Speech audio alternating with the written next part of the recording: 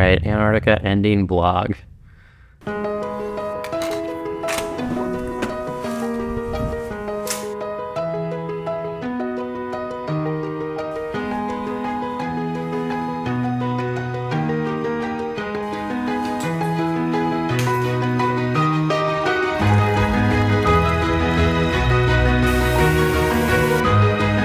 You have no idea how nice it is to have your own room. I've lived with 4 roommates for 4 months now. This is a dream.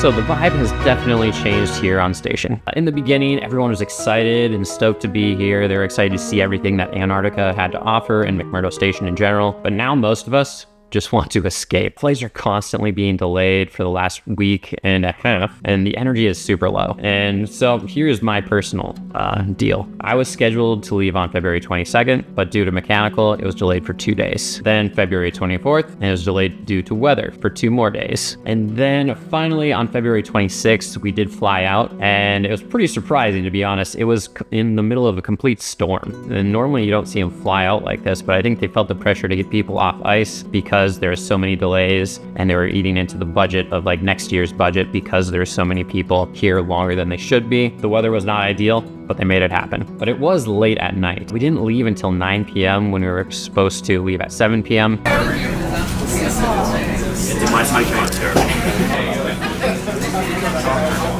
Yeah.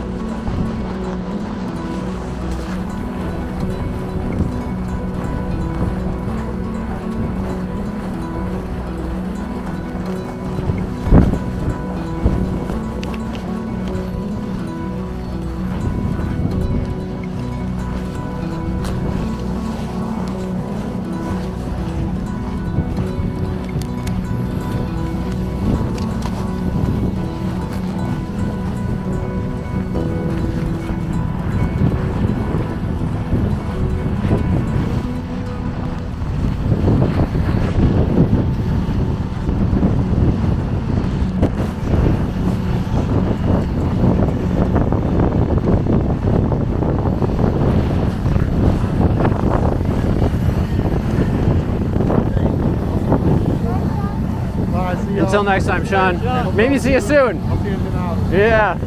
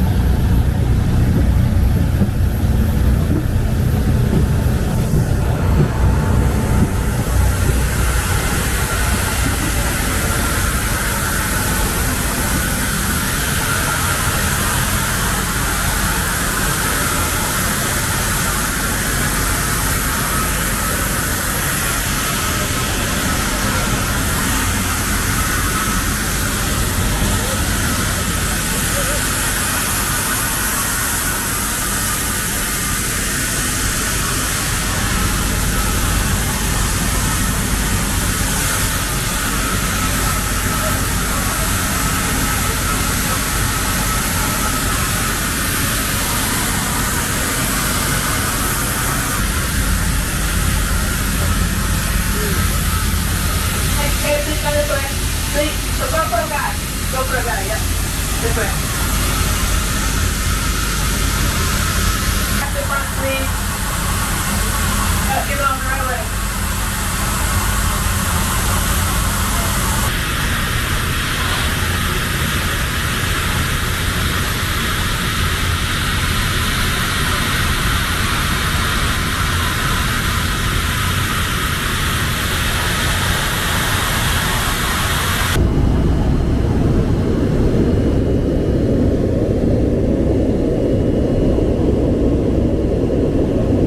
We arrived at 2 a.m. at the airport and didn't actually make it to my hotel until 4 a.m. in the morning. And then I was only booked there for one night, so I had to check out by 10 a.m. that morning. We were actually told that we would get a second night due to how late we arrived, but just how everything works, I had to go in to make a call and email to make sure that I could get that second night. And by the time that all happened, there wasn't room at the hotel for me. So I had to check out and I had to go to a different hotel that they transported me to, which overall, that's where I'm at now.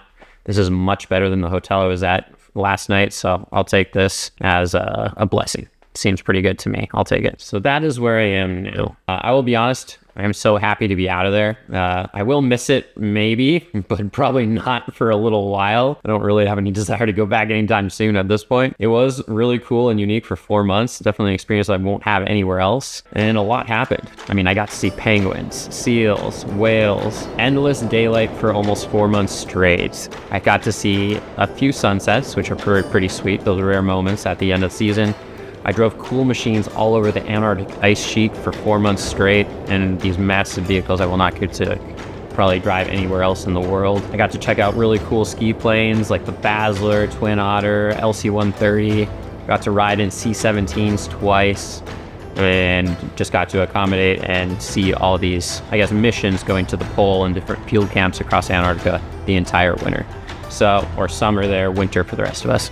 So that was pretty cool. Experience I'll take with me forever, but my God, I needed to get out of there. I was just getting tired of everything and I just had to get out. But thankfully it only lasts 4 months, right? When we finally did arrive in Christchurch, New Zealand, I got to see my first night sky in months. And that was crazy, but as well as that, which was a little more crazy, was because I was living in such a dry environment with no plants, minimal animals, just all it really had was rock, dust, and then ice. That's kind of what we had for months. So when I got off the plane, you could feel the humidity and it felt nice. It was like something I hadn't felt for so long. And all the smells that you hadn't smelled for months kind of whacked it in right as you opened the plane of a C-17. So that was a really cool experience that I wouldn't have expected.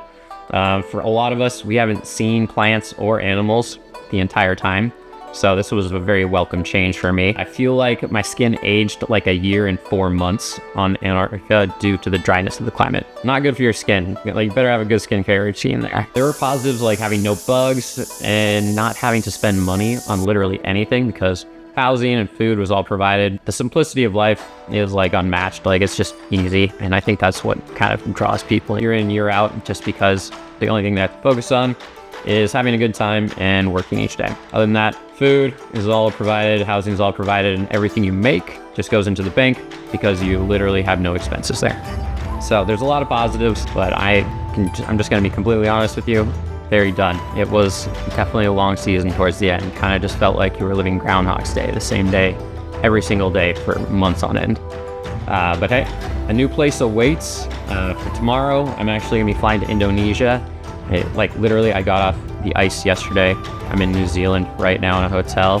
I'll have a 9-hour layover in Australia after I leave at 6 a.m. tomorrow, and then I'll be in Indonesia tomorrow night at 8 p.m. So lots happening very quickly. I have a lot of Antarctica videos probably still coming out, but there are going to be a lot of different videos coming out that I'm seeing in real time. So check them out, and we'll see you in the next one. Bye.